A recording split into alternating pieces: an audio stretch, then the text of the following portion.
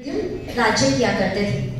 वे भगवान के वास्तविक स्वरूप को देखने के लिए इतने उत्सुक हो गए कि उनका राज्य करने से मन ही हट गया। तो आइए देखते हैं आगे क्या होता है। ये स्टार्ट कर दिया।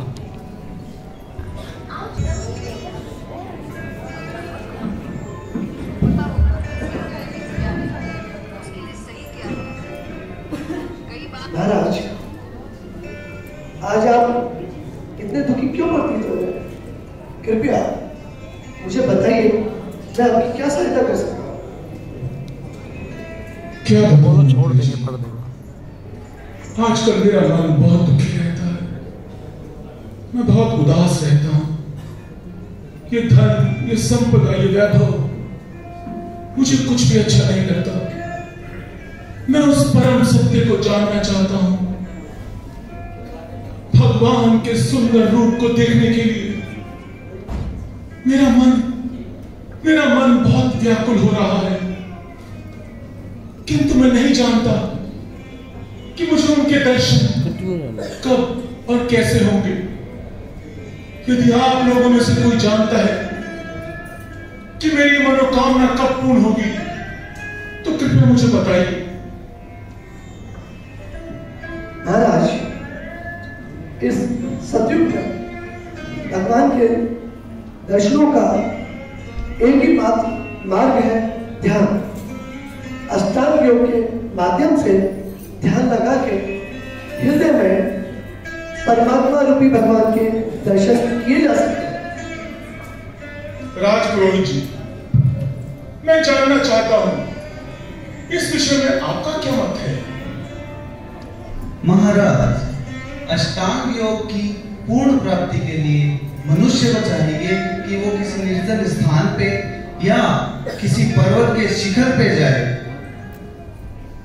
मैं भगवान की प्राप्ति के लिए किसी भी तरह की कठिनाई उठाने को तैयार हूं। मैं भगवान की प्राप्ति के लिए कड़ी से कड़ी परीक्षा देने को तैयार हूं। नहीं जानता कब मुझे भगवान की प्राप्ति होगी। परंतु महाराज, यदि आप चले जाएंगे तो आपके जाने के बाद राज्य का कार्यभार कौन संभालेगा? जिस प्रजा की देखभाल आप अपना समझ के करते हैं, उनका पालन पोषण कौन करेगा महाराज? मेरी प्रजा का पालन पोषण सेनापति वीर बहादुर करेंगे। नहीं महाराज, मैं ये कार्य नहीं कर सकता। आप कर सकते हैं वीर बहादुर। महामंत्री के सहयोग से आप ये कार्य अवश्य कर सकते हैं। महाराज, मैं आपके लिए अपने प्राण न्यौछावर कर सकता हूँ, लेकिन ये कार्य नहीं कर पाऊंगा। आप भी ये कार्य नहीं कर पाएंगे। मैं कब इस मोह से निकलूंगा, कब इस बंधन से निकलूंगा, मैं कब भगवान को पाऊंगा? मैं इस माया जाल में उलझा रह के यूं ही मर जाऊंगा।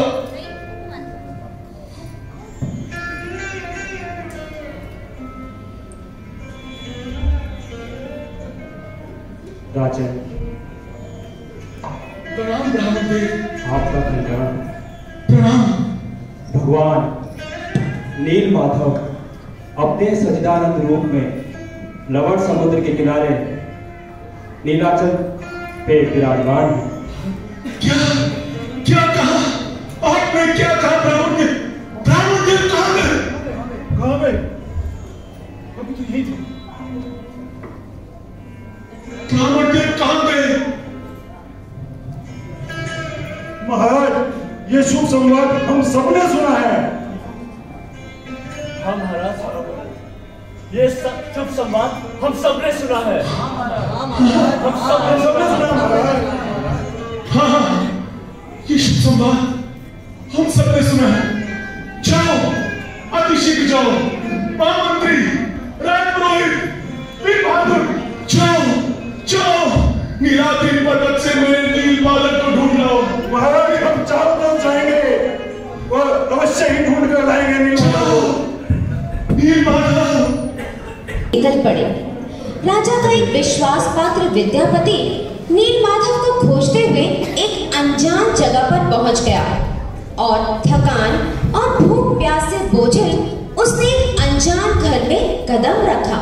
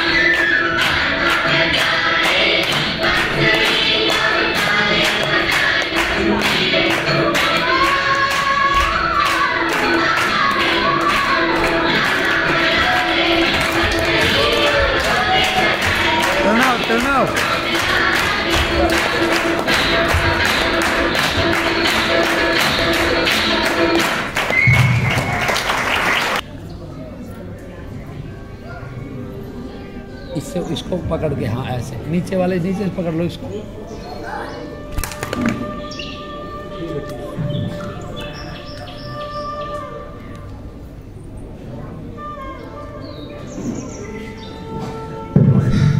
इसको करना।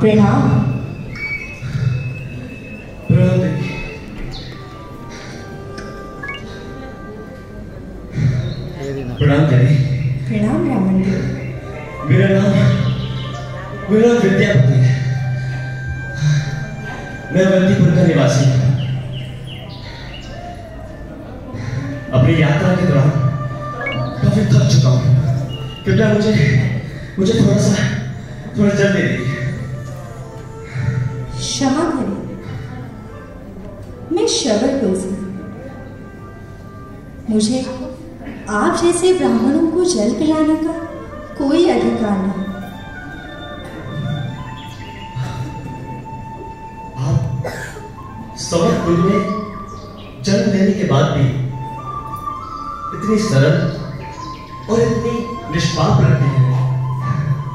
कृपया मुझे पीने के लिए थोड़ा सा जल दे दीजिए। ब्राह्मण देव, आप आसन ग्रहण कीजिए, मैं जल पान लेकर आती हूँ।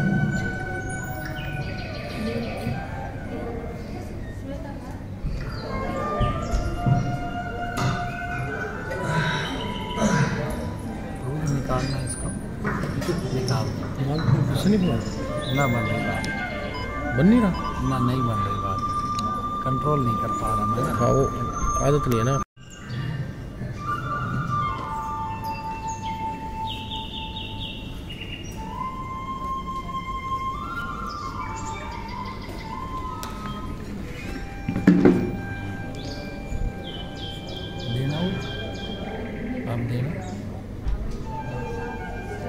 सेल्फी स्टिक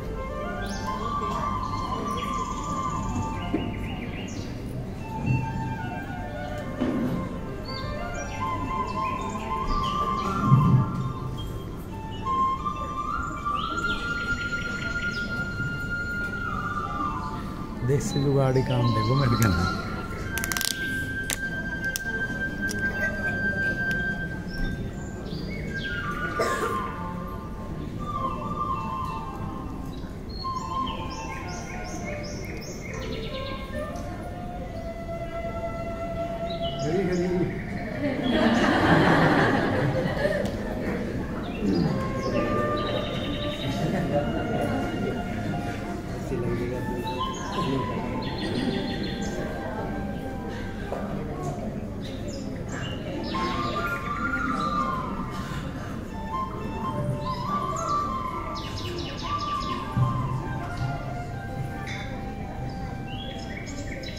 धन्यवाद देवी।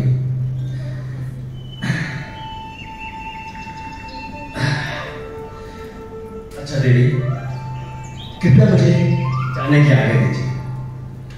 पिताश्री अभी आते ही होंगे, कृपया आप कुछ देर और रुक जाने का कष्ट कीजिए।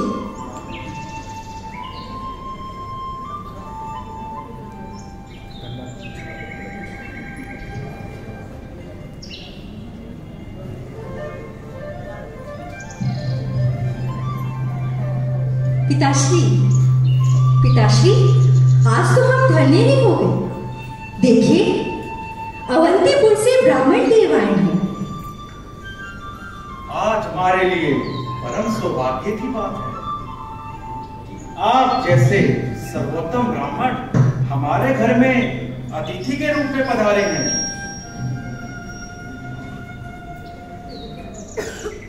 अपनी यात्रा के दौरान मैं काफी थक चुका था। तभी आपकी पुत्री ने बड़े ही यत्न के साथ मेरा आदर सत्कार किया।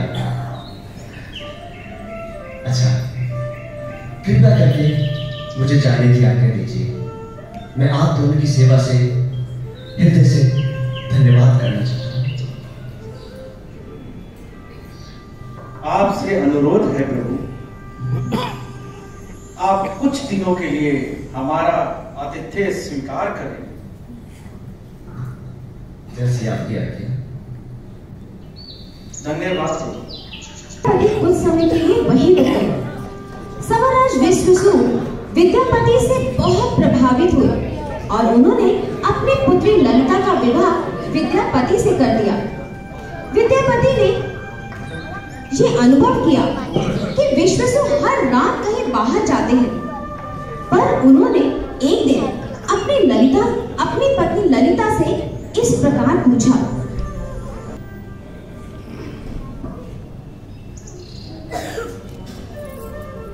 स्वामी, जरा देखिए तो, मैंने गोपाल जी के लिए कितनी सुंदर माला तैयार की।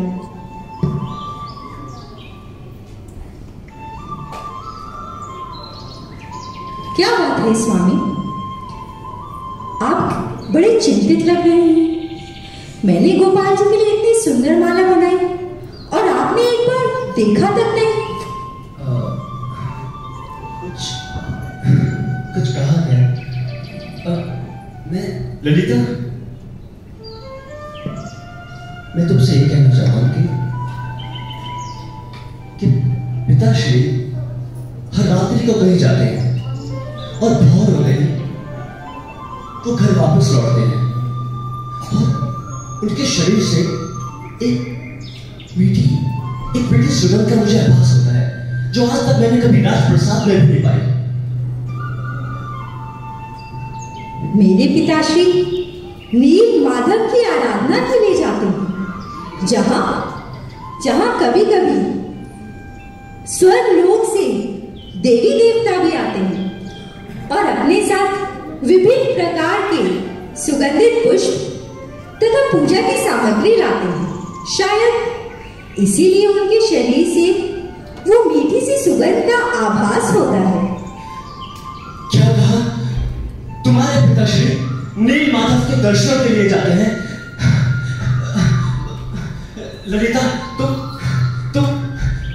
तुम मुझे भी उनके दर्शन कराओ। श्री कार्तिक सिंह मुझे उनके दर्शनों के लिए ले चलो। मेरे पिताश्री कहाँ जाते हैं वो जगह तो मुझे भी नहीं पता। वो वहां पर किसी को लेकर नहीं जाते। शायद उन्हें ये डर है कि शबर जाति का होने के कारण नील माधव की आराधना करने का ये राज कहीं खुल ना जाए, जिसके कारण राजा उन्हें दंड देगा। अच्छा, तो ये बात है। हाँ, पर आप ये बात किसी से मत कहना।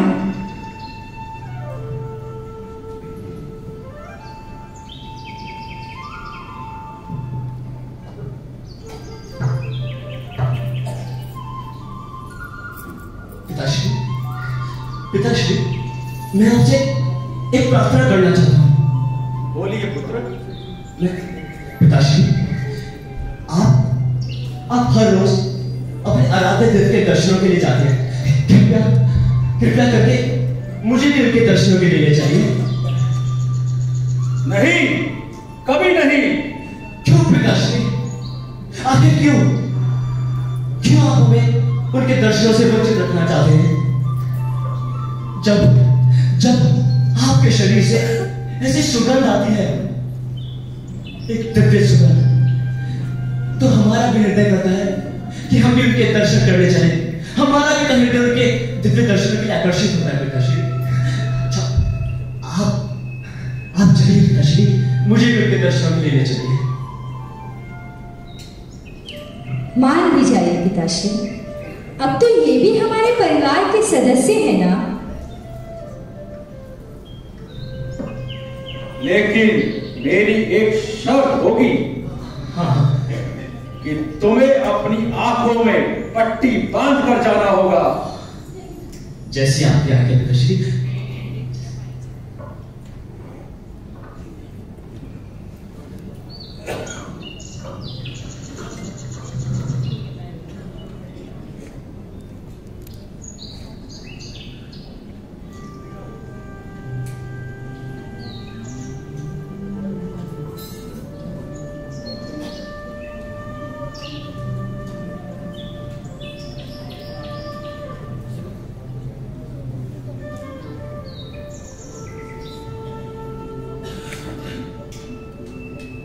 चलो पुत्र। पिताश्री, ठहरिए।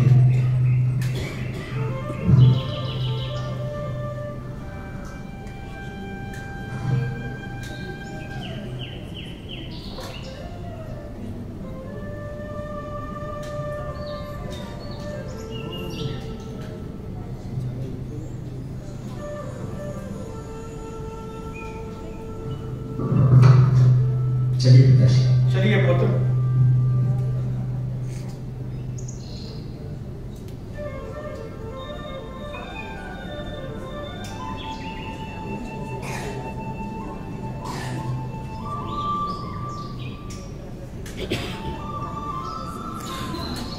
मुस्कुराने लगे, परंतु विद्यापति बेहद समझदार थे और वो अपनी आगे की योजना बनाने लगे कि शीघ्र ही वो राजा को नील माधव के बारे में बता पाएंगे। इसलिए उन्होंने विश्वास से छुपाकर कुछ राई के दाने साथ में ले लिए, जिसे वो नीलाद्रि के रास्ते में बिखेरते हुए वहां तक पहुंचे, इस विचार के साथ कि यही बीज भविष्य में उनके यहाँ तक पहुंचने में पथ प्रदर्शक का कार्य करेंगे।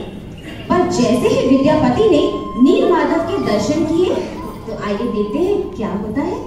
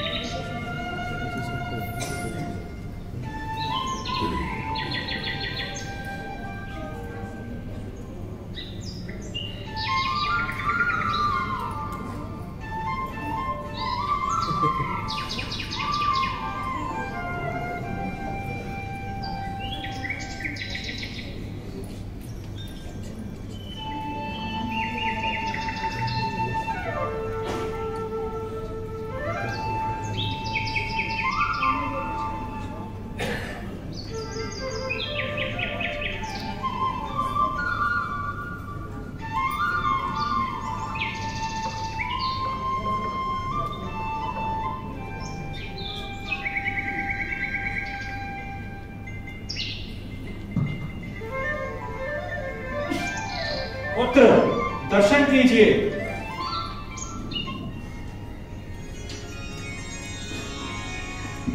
श्री गोविंद घनश्याम पीतांबरधरं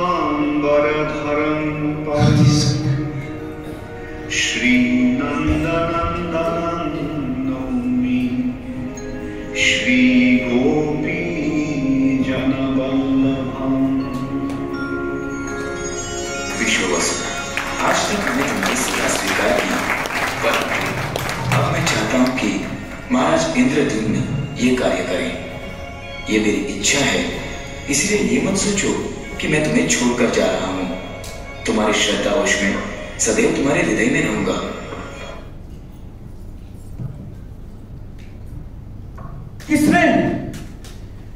किसने कहा माधव? तुमने कहीं तुमने तो नहीं कहा माधव?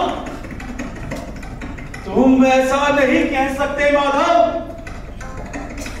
तुम मुझे छोड़कर नहीं जा सकते माधव, नहीं जा सकते। नहीं जा सकते माधव, मुझे छोड़कर नहीं जा सकते। ये सब इस विद्यापति का किया धरा है। इसने मुझे धोखा दिया है। विद्यापति, यदि तुम मेरे दामाद न होते तो मैं तुम्हें आज ही मौत के घाट उतार देता। रुको, मैं तुम्हें नहीं छोड़ूंगा, मैं तुम्हें नहीं छोड़ूंगा। विद्यापति, पिताजी, नहीं छोड़ूंगा तुम्हें। पिताजी क्या?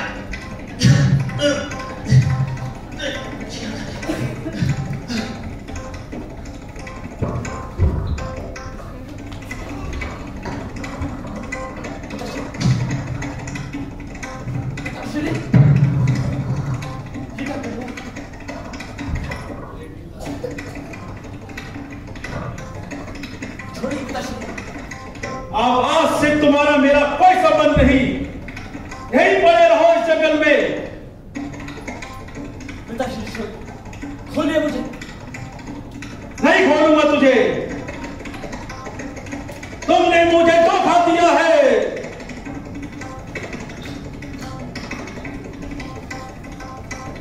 चलो पिताश्री, मुझे खोल दीजिए। आज से तुम्हारा मेरा कोई संबंध नहीं। मर गए तुम हमारे लिए। नहीं पिताश्री, नहीं पिताश्री, नहीं।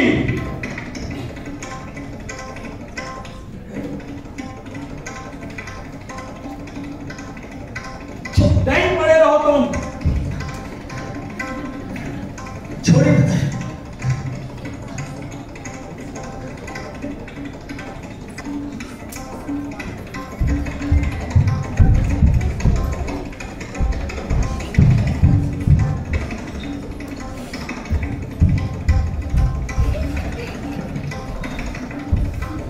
पिताश्री, आप आ गए? हाँ। स्वामी कहाँ? स्वामी?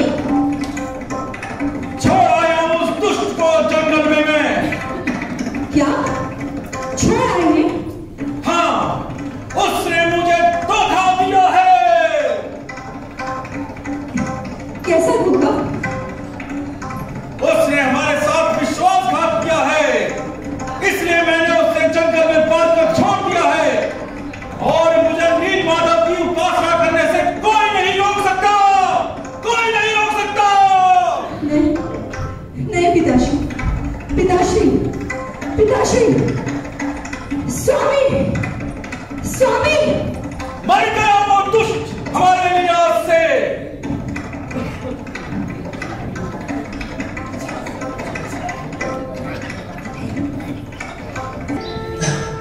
स्वामी, स्वामी, स्वामी। ललिता, ललिता, ललिता, स्वामी आप कहाँ हैं? ललिता, स्वामी, स्वामी आप घबराइए नहीं। मुझे शीघ्र शीघ्र को जी स्वामी, आप घबराइए नहीं।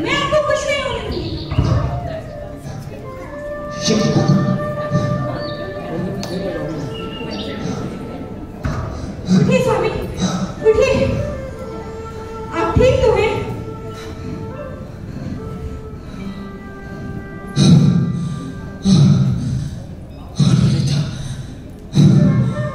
ललिता, अच्छा हुआ जो तुम यहाँ पर आ गए। नहीं तो मुझे यहाँ कोई जंगली जानवर खा जाता, या तो मैं भूख के मारे तड़प कर मर जाता। नहीं स्वामी, अच्छा हुआ। मेरे होते हुए आपका कुछ नहीं हो सकता। ललिता, मेरी बात अब ध्यान से सुनो। मुझे शीघ्र इंद्रदुम्न राजा के पास जाना होगा और वहां जाकर श्री नीलमाधव के बारे में सब कुछ बताना होगा। ललिता, मैं तुमसे आके मिलता हूं। मैं तुम्हें आके लेके जाऊंगा ललिता।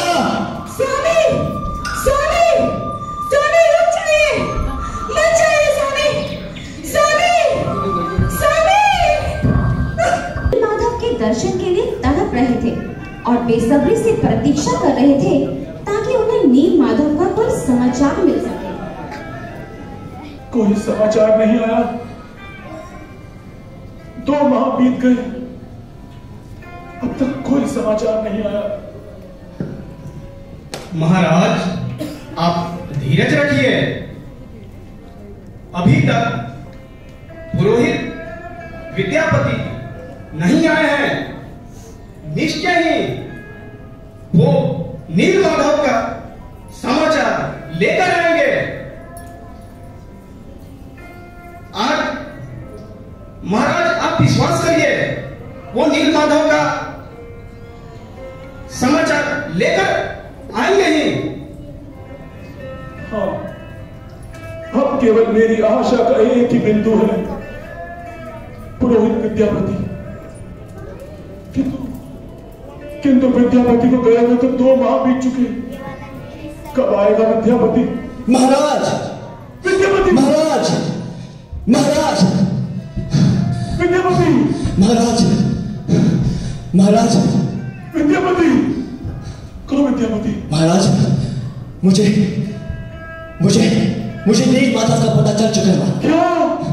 नीलमाधव का पता चल गया? जी महाराज। जय नीलमाधव, जय नीलमाधव। विद्यापति, तुम शीघ्र हमें नीलमाधव के पास ले चलो। चलो नीलमाधव। महाराज, नीलमाधव नीलाद्रि पर्वत के एक शिखर पर एक दिव्य मंदिर में विराजमान है। चलिए महाराज, मैं आपको उनके दर्शन कराने चाहता हूँ। मंत्री जी, नीलमाधव चलिए, राई के बीज पौधे का रूप ले चुके थे। इन्हीं पौधों के सहारे विद्यापति राजा और विश्वसु के साथ वहां पहुंचे जहां नीलमाधव विराजमान थे, परंतु वहां तो नीलमाधव थे ही नहीं। जब वो वहां पहुंचे तो आइए देखते हैं क्या हुआ। नीलमाधव, राई के बीज पौधे बन गए। विद्यापति, तुम बहुत चतुर हो। छोटू, किंतु मेरे नीलमाधव कहाँ है? महाराज, मैंने तो यही उनके दर्शन किए थे, परंतु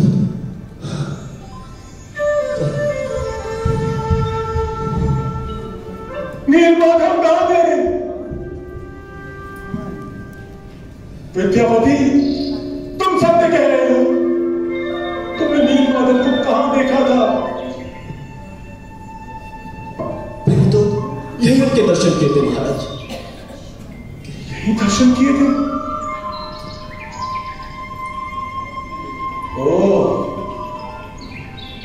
अब समझा।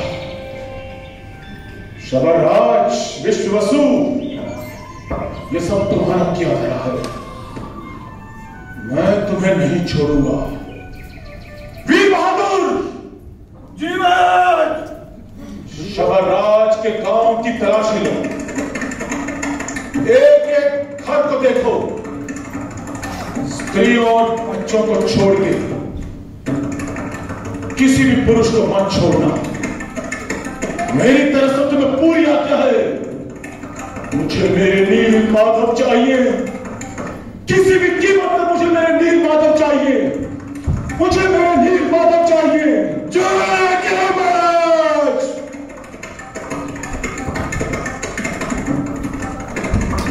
को देखने की तीव्र इच्छा के कारण ही राजा ने अपनी सेना को समरों के गांव को घेरने की आज्ञा दे दी। सेना ने हर घर की तलाशी ली, स्त्रियों और बच्चों को छोड़कर सबको यातना देकर श्री नील माधव को ढूंढने का बहुत प्रयत्न किया।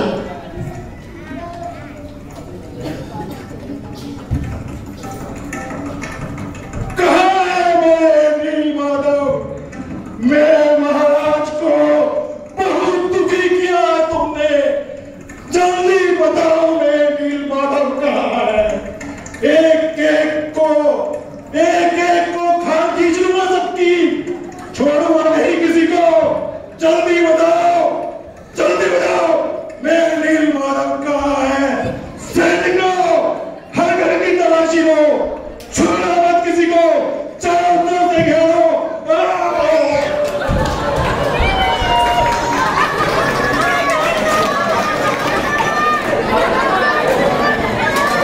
जल्दी इनसे पूछो, ये बताएंगे कहाँ है नहीं बताओ।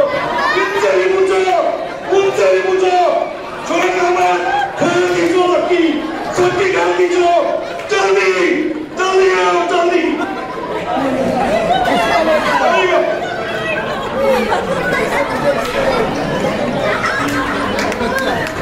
को ढूंढने का प्रयास तो बहुत किया गया, लेकिन नील माधव कहीं नहीं मिले। तब सेनापति निराश होकर वापस लौट आए, जहां महाराज बेहद व्याकुल नील माधव की किसी सूचना के इंतजार में बैठे हैं।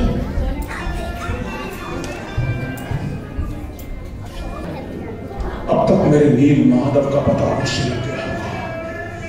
वीर बहादुर किसे नहीं छोड़ेगा, एक एक शब्द के घर की तलाशी ले चुका होगा। निश्चय ही मेरे नील माधव का पता चल चुका होगा। नील माधव, मुझे आपके दर्शन कब प्राप्त होंगे? नील माधव, वीर बहादुर, वीर बहादुर, कहाँ है मेरे नील माधव? जल्दी बताओ। क्षमा करें महाराज, उनका नहीं पता कर पाया। क्या मेरे नील माधव नहीं मिले? मेरे नील माधव नहीं मिले, मेरे नील माधव नहीं मिले।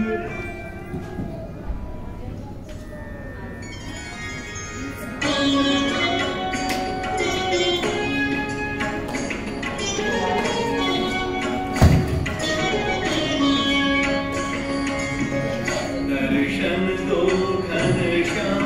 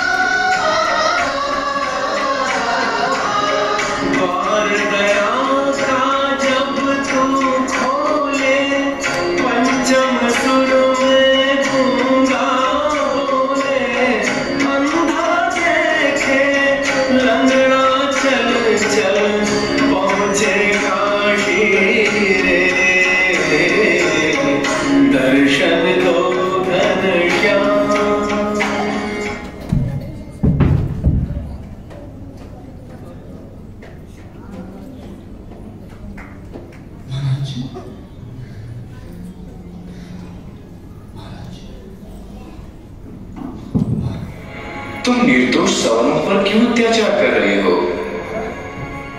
अब तुम मुझे नील माधव के रूप में नहीं देख सकोगे। मैं लकड़ी के कुंदे के रूप में समुद्र से प्रकट होऊंगा। आज के बाद तुम मेरे उसी रूप की पूजा करोगे।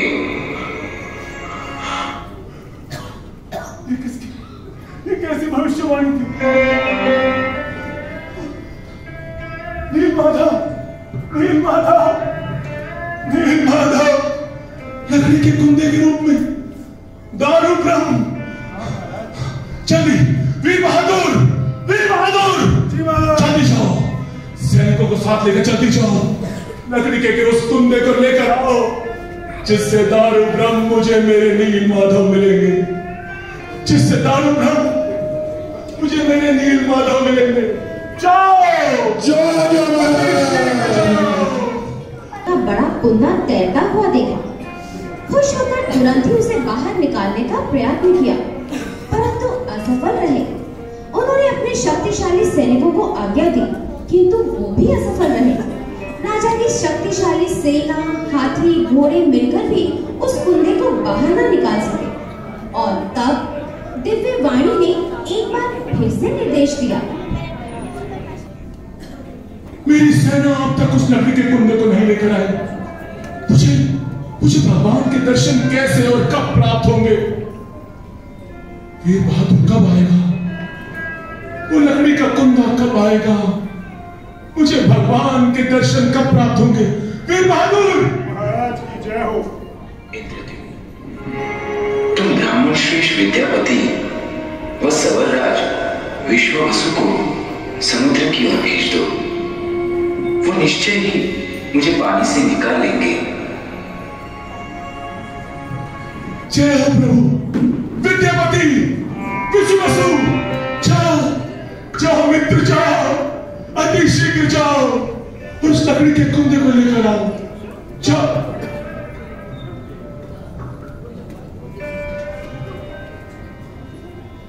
जिस कुंदे को सारी सेना, हाथी, घोड़े नहीं निकाल सके, उसे विद्यापति और विश्वावसु ने अति सुगमता से निकाल लिया। एक के बाद एक कारीगर आए। उन्होंने लगातार कोशिश की, परंतु जैसे ही वो अपने औजारों से कुंदे पर प्रहार करते तो वो टूटकर जमीन पर गिर जाते।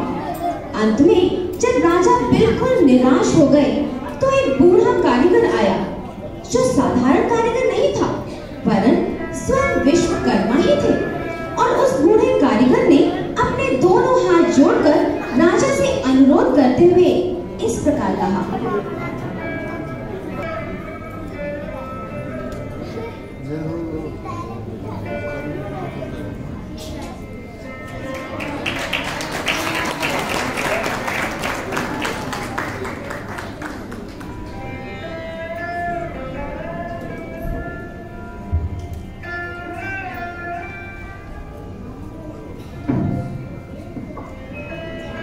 लकड़ी का कुंदा तो आ गया, किंतु क्या करें? कोई भी इससे भगवान के विग्रह नहीं बना पा रहा। भगवान के दर्शन कब और कैसे होंगे मैं नहीं समझ पा रहा। हे प्रभु, मुझसे क्या भूल हो गई जो मुझे दर्शन देने में इतना विलंब हो रहा है? मैं कब आपके दर्शन प्राप्त करूंगा प्रभु? मैं कब आपके दर्शन प्राप्त करूंगा?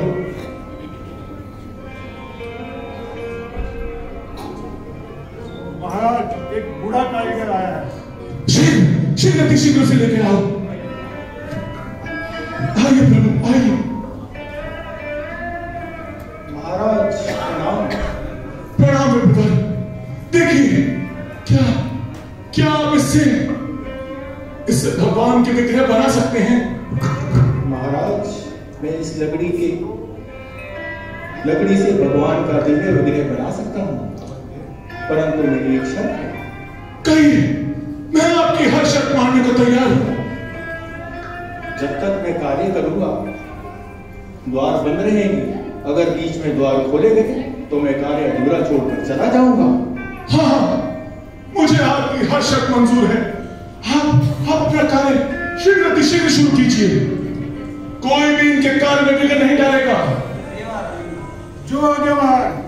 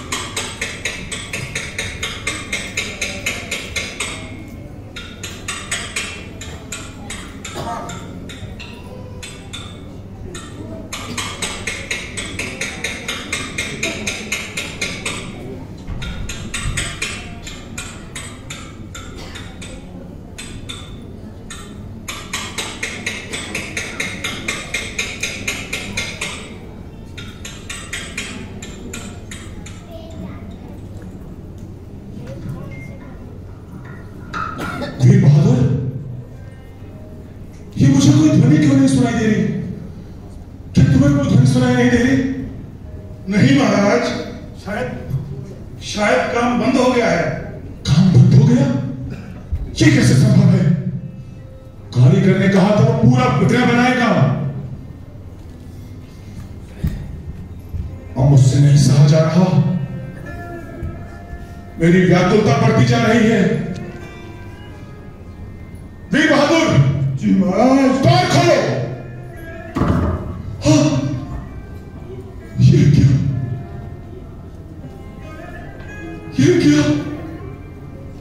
अधूरे विग्रह। और वो कारीगर कहां गया? ये मुझसे क्या भूल हो गई? हे दारुराम, मुझसे क्या भूल हो गई? कारीगर ने कहा था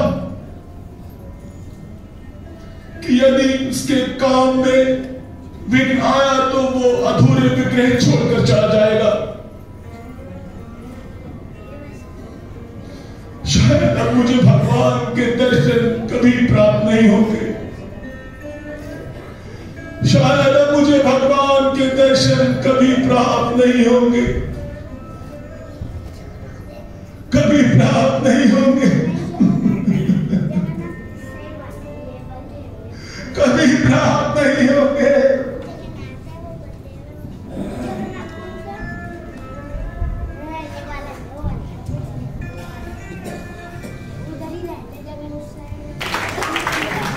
राजा ने अधूरे विग्रह के लिए स्वयं को जिम्मेदार ठहराया। प्रायश्चित स्वरूप उन्होंने अपनी देह को त्यागने का निश्चय किया। उन्होंने अन्न जल का त्याग कर दिया। उन्होंने मुकुट उतार दिया। वह राजसी वस्त्रों का भी त्याग कर दिया। भगवान के श्री चरणों का ध्यान कर वे कुश के आसन पर प्राण त्यागने के लिए बैठ गए।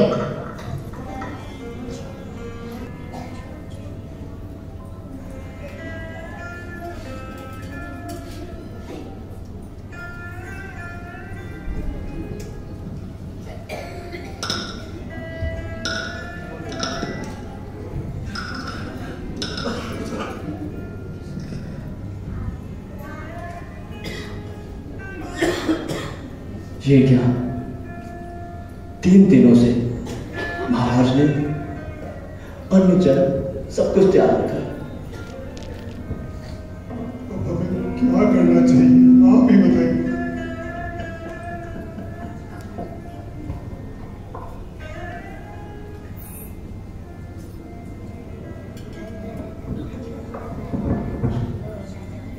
महाराज इंद्रद्युम्न, ये मत सोचो कि विग्रह का कार्य अधूरा रह गया है। मैं अपने इसी रूप में वैकुंठ लोक में सदैव निवास करता हूं। इंद्रद्युम्न, तुम समुद्र किनारे भव्य मंदिर का निर्माण करो और मेरा विग्रह स्थापित करने के लिए ब्रह्मा जी का आह्वान करो। मैं अपने इसी रूप में सारे जगत का ईश्वर अर्थात जगन्नाथ कहलाऊंगा। जगन्नाथ, जय जगन्नाथ, वीर बहादुर, श्री ऋषि, मैं ब्रह्मा जी का आह्वान करूंगा। हम समुद्र के किनारे भगवान श्री जगन्नाथ का भव्य मंदिर बनवाएंगे। जय जगन्नाथ।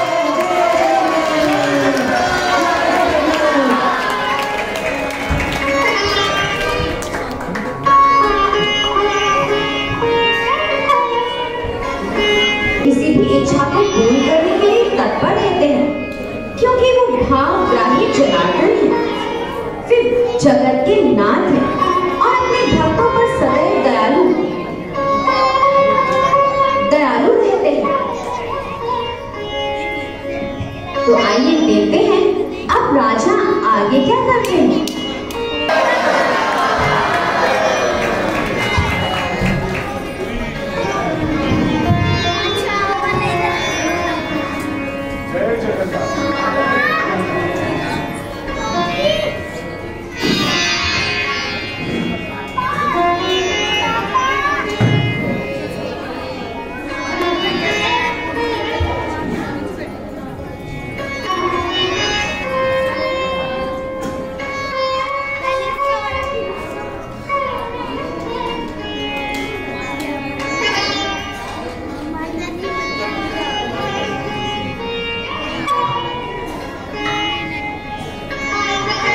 हे जगन्नाथ जी, आपने मुझ पे इतनी कृपा की है। हे जगन्नाथ जी, आपने मुझ पे इतनी कृपा। आज मैं आपसे 3 वरदान मांगना चाहता हूं, आप मुझे देंगे ना? मेरा पहला वरदान है, क्योंकि आप इतनी कठिनता से हमें प्राप्त हुए हैं, इसलिए आप केवल 1 पहले सोएंगे, अर्थात आप 3 घंटे सोएंगे और 21 घंटे हम पर कृपा करेंगे। जय। मैं आपसे दूसरा वरदान ये मांगना चाहता हूं कि आपके हाथ कभी सूखे नहीं रहेंगे, अर्थात हमारी सेवा में आपको सदैव 56 भोग लगते ही रहेंगे। जय जगन्नाथ। और मैं आपसे अंत में यही वरदान मांगना चाहता हूं कि आप मुझे कभी पुत्र ना दें,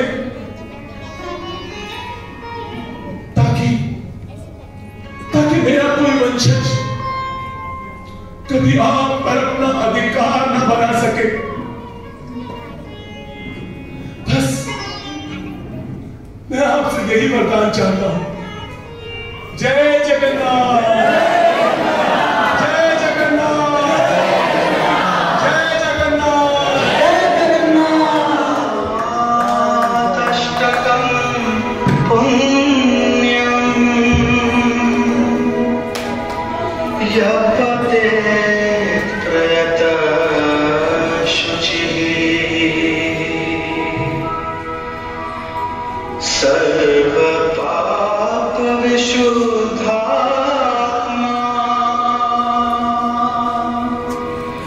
विष्णु लोकं सगच्छति।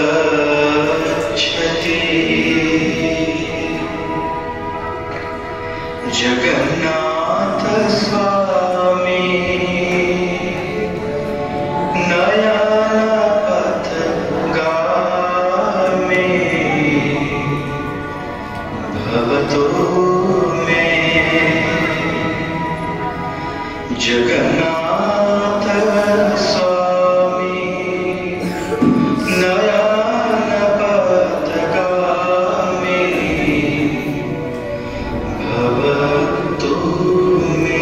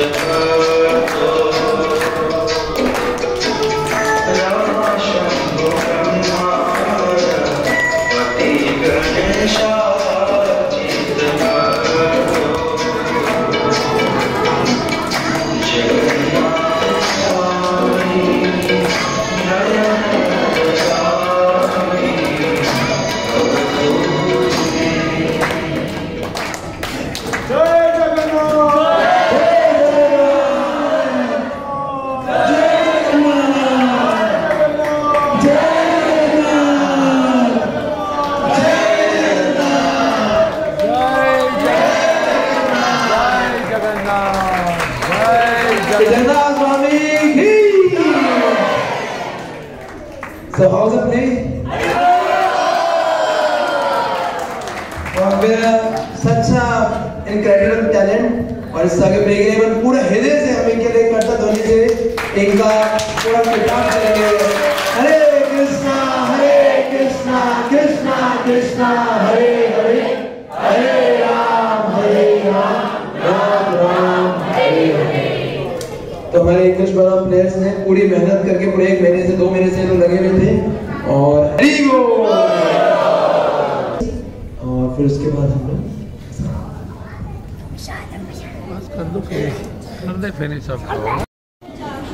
तो आप लोग मुझसे सिर्फ 2 मिनट और चाहेंगे ताकि ये भक्त जो मेहनत कर रहे हैं उन्हें और प्रोत्साहन मिले और वो आगे और मेहनत कर सकें आप सबके लिए। तो हमारे बीच His Grace गगन प्रभु हैं जिन्होंने विद्यापति का रोल किया। His Grace साथे कृष्ण प्रभु जी जिन्होंने विश्वसु का रोल किया। His Grace मुकेश प्रभु जी जो सेनापति बने। मायापुर कीर्ति प्रभु सर।